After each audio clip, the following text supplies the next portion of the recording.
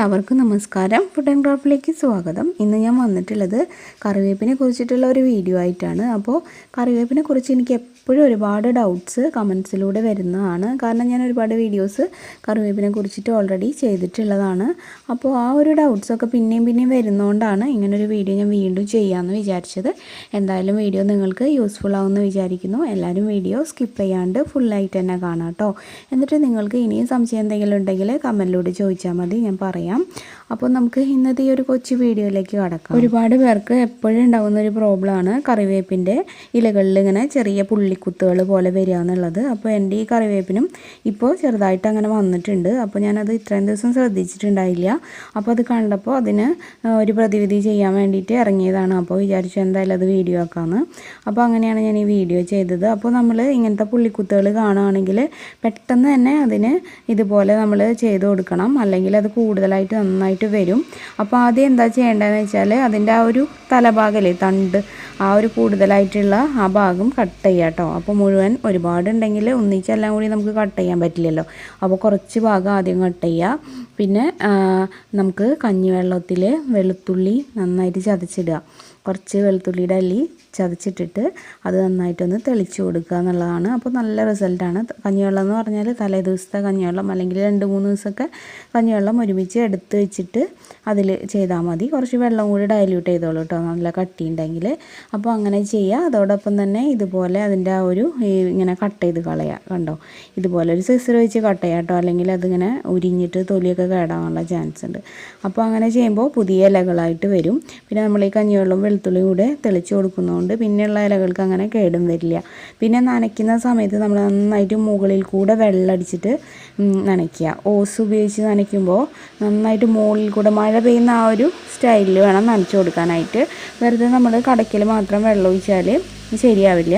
2 നേരവും തന്നെ നന്നായിട്ട് പറ്റുന്നവരൊക്കെ നനയ്ക്കാനായിട്ട് നോക്കുക കേട്ടോ. അങ്ങനെ നിങ്ങൾ കുറച്ച് നാൾ ട്രൈ ചെയ്യുമ്പോൾ തന്നെ നല്ല റിസൾട്ട് നിങ്ങൾക്ക് ഫീൽ ചെയ്യാനായിട്ട് തുടങ്ങും. ഒന്നിച്ച് എല്ലാം കൂടെ കട്ട് ചെയ്യരുത്. ആദ്യം 2-3 ഇതുപോലത്തെ തണ്ടിൻ്റെ ആ ഒരു മുകൾ ഭാഗം കട്ട് ചെയ്യുക. പിന്നെ അവിടെ പുതിയ ഇലകൾ വരുമ്പോൾ ബാക്കിയുള്ള കേടുള്ള ഭാഗത്തു നിന്ന് കുറേശ്ശെ കട്ട് ചെയ്യുക. അങ്ങനെ കട്ട് ചെയ്തിട്ട് ശരിയാക്കി എടുക്കണം കേട്ടോ. അപ്പോൾ ഇതാണ് എനിക്ക് പരീക്ഷിച്ചിട്ട് നല്ല റിസൾട്ട് കിട്ടിയിട്ടുള്ള ഒരേ ഒരു വഴി. അതുകൊണ്ടാണ് ഇത് ഞാൻ വീണ്ടും പറയുന്നത്. ഇനി നമുക്ക് എന്താണ് വളം എന്ന് നോക്കാം. നമ്മൾ സാധാരണ പുറത്തൊന്നും പോയിട്ട് വളങ്ങൾ വാങ്ങാൻ പറ്റാത്തവർ ഇതുപോലത്തെ പച്ചക്കറികളുടെയൊക്കെ വേസ്റ്റ്, മുട്ടത്തോട്, അതൊക്കെ എടുത്ത് വയ്ക്കുക. അതുപോലെ 2-3 ദിവസം കഞ്ഞിവെള്ളവും ഇങ്ങനെ കളക്ട് ചെയ്ത് വയ്ക്കുക. എന്നിട്ട് ഇതുപോലെ നന്നായിട്ട് പുളിച്ചിട്ടുള്ള കഞ്ഞിവെള്ളത്തിലേക്ക് ഈ ഒരു വേസ്റ്റ് നന്നായിട്ട് മിക്സിയിൽ അടിച്ച് യോജിപ്പിച്ചിട്ട് ഒഴിച്ചു കൊടുക്കുക. അപ്പോൾ കഞ്ഞിവെള്ളം യൂസ് ചെയ്തിട്ട് തന്നെ നമുക്ക് അടിക്കാം, അല്ലെങ്കിൽ വെള്ളം ഉപയോഗിച്ചിട്ട് അടിച്ചാലും മതി. അപ്പോൾ വല്ലാണ്ട് വേസ്റ്റ് ആണെന്നില്ല, ഒരുമാതിരി അടിക്കാൻ പറ്റുന്ന പോലെ ഒന്ന് അടിക്കുക. മുട്ടത്തൊണ്ടൊക്കെ പിന്നെ കൈകൊണ്ട് നന്നായിട്ടൊന്ന് പൊടിച്ചിട്ട് ഇട്ടാൽ മതി.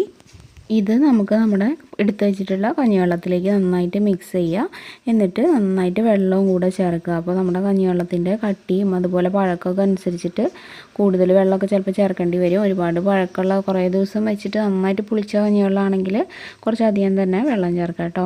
എന്നിട്ട് നമുക്ക് കറിവേപ്പിൻ്റെ കടയിൽ നിന്ന് കുറച്ച് നീങ്ങിയിട്ട് ഒഴിച്ച് കൊടുക്കാം. എൻ്റെ കറിവേപ്പ് ഇപ്പോൾ അത്യാവശ്യം വലിപ്പമുള്ളതുകൊണ്ട് പിന്നെ അത്ര പെട്ടെന്ന് കുഴപ്പമൊന്നുമില്ല. കടക്കിൽ ഒഴിച്ചാലും ചെറുതൊക്കെ ആണെങ്കിൽ കുറച്ചൊന്ന് നീങ്ങിയിട്ട് ഒഴിച്ച് കൊടുക്കുക കേട്ടോ.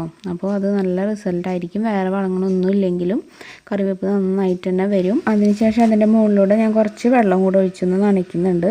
അല്ലെങ്കിൽ ആ കഞ്ഞിവെള്ളം ഇങ്ങനെ തങ്ങി നിൽക്കുന്ന പോലെ ഉണ്ടാവില്ലേ, അപ്പോൾ അത് ഫുള്ളായിട്ട് മണ്ണിലേക്ക് പോയിക്കോട്ടെ എന്ന് വിചാരിച്ചിട്ടാണ്. കടലപ്പിണ്ണാക്കൊക്കെ പുളിപ്പിച്ചിട്ടൊക്കെ ഒഴിച്ചു കൊടുക്കുന്നത് വളരെ നല്ലത് തന്നെയാണ് കേട്ടോ. പിന്നെ ഇത് ഞാൻ പറഞ്ഞത് പുറത്ത് പോയിട്ട് അങ്ങനെ വളങ്ങളൊന്നും വാങ്ങാൻ പറ്റാത്തവർക്ക് വേണ്ടിയിട്ടുള്ളൊരു ടിപ്പാണ്. അപ്പോൾ എല്ലാവരും ഇത് ട്രൈ ചെയ്ത് നോക്കണം. പിന്നെ നമുക്ക് കറിവേപ്പിനെ കുറിച്ച് ഏറ്റവും കൂടുതൽ ആൾക്കാർ ചോദിക്കുന്നതാണ് എത്ര നാൾ കഴിഞ്ഞാൽ അതിൻ്റെ ഇലകളൊക്കെ പൊട്ടിക്കാൻ പറ്റും എന്നുള്ളത്. അപ്പോൾ അത് നമ്മുടെ കറിവേപ്പിൻ്റെ വളർച്ചയ്ക്കൊക്കെ അനുസരിച്ചിട്ടേ പറയാൻ പറ്റുള്ളൂ. എന്നാലും ഒരു 6 മാസം കഴിയാണ്ട് ഒട്ടും തന്നെ ഇലകൾ പൊട്ടിക്കണ്ട. അപ്പോൾ നന്നായിട്ട് വരട്ടെ. ഒരു വർഷമൊക്കെയാണ് സാധാരണ നമുക്ക് ഇലയൊക്കെ നന്നായിട്ട് പൊട്ടിക്കാവുന്ന ഒരു സ്റ്റേജിലെത്താനുള്ളൊരു പ്രായം. അതിനുശേഷമാണ് ശരിക്കും നമുക്ക് ഡെയിലിയൊക്കെ പൊട്ടിക്കാനായിട്ട് പറ്റുള്ളൂ. 6 മാസം കഴിഞ്ഞ് ചെറുതായിട്ടൊക്കെ ഒന്ന് ഇടയ്ക്കൊക്കെ ഒന്ന് പൊട്ടിക്കാമെന്ന് മാത്രം. ഒരുപാട് അങ്ങോട്ട് ഇലകൾ പറിച്ച് കഴിഞ്ഞാൽ ചെടിയുടെ വളർച്ചേനെ തന്നെ അത് ബാധിക്കും. പിന്നെ എങ്ങനെയാണ് കറിവേപ്പിൻ്റെ ഇലകൾ പറിക്കുക എന്നൊക്കെ എല്ലാവർക്കും അറിയാമല്ലോ. ഒറ്റ തണ്ടായിട്ടല്ല, ഞാൻ നേരത്തെ കട്ട് ചെയ്തെടുത്തില്ലേ അതേപോലെയാണ് നമ്മൾ കറിവേപ്പിൻ്റെ നമ്മുടെ ആവശ്യങ്ങൾക്ക് വേണ്ടിയിട്ട് എല്ലാം പറിക്കേണ്ടത്. ചിലരൊക്കെ ഒരു തണ്ടായിട്ട് ഇങ്ങനെ പറിച്ചെടുക്കുമ്പോൾ കറിവേപ്പ് നന്നായിട്ട് വരില്ല. നമ്മൾ നേരത്തെ കട്ട് ചെയ്ത പോലെ കട്ട് ചെയ്യുമ്പോൾ പുതിയ പുതിയ ശാഖകൾ വരും, കറിവേപ്പ് നല്ല വട്ടത്തിൽ ഇങ്ങനെ വരും. അപ്പോൾ ഞാനിത് എൻ്റെ ഈ കറിവേപ്പ് എത്ര നാളായി വച്ചിട്ടെന്നും കുറേ പേര് ചോദിക്കുന്നുണ്ട്. അത് ഏകദേശം ഒരു 3.5 വർഷമൊക്കെ ആയിട്ടുണ്ടാവും. അത്ര നാളായിട്ടാണ് അതിപ്പോൾ ഉള്ളത്, അതിൻ്റെ ഒരു പ്രായം.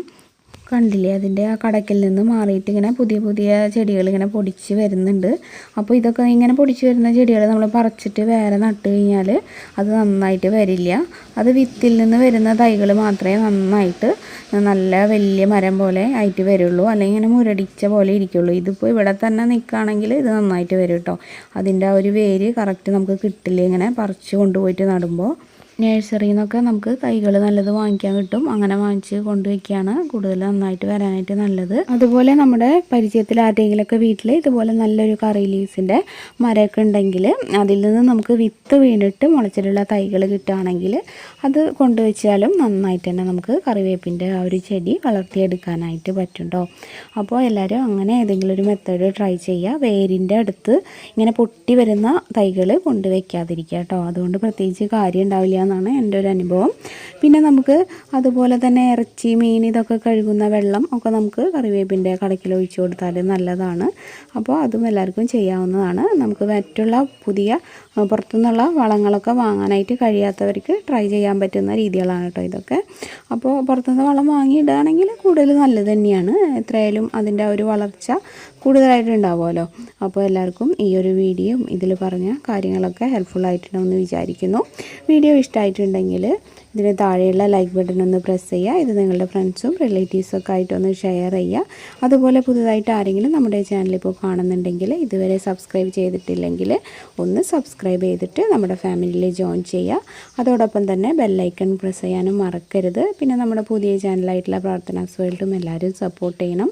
പിന്നെ കുറേ പേരൊക്കെ എൻ്റെ അടുത്ത് ഹായ് പറയാനായിട്ട് പറഞ്ഞിട്ടുണ്ടായിരുന്നു. അവർക്കൊക്കെ ഉള്ള ഹായ് ഞാൻ ക്രാഫ്റ്റ് വീഡിയോയിൽ പറയാം കേട്ടോ. അപ്പോൾ ഇന്നത്തെ വീഡിയോയിൽ ഇത്രയ്ക്കൊക്കെ ഉള്ളൂ. എല്ലാവരും താഴെ കമൻറ്റ് ചെയ്യുക, ഷെയർ ചെയ്യുക, ഇതൊന്നും മറക്കരുത്. അപ്പോൾ നാളെ മറ്റൊരു നല്ല വീഡിയോ ആയിട്ട് വരാം. അതുവരെ എല്ലാവർക്കും നന്ദി. താങ്ക്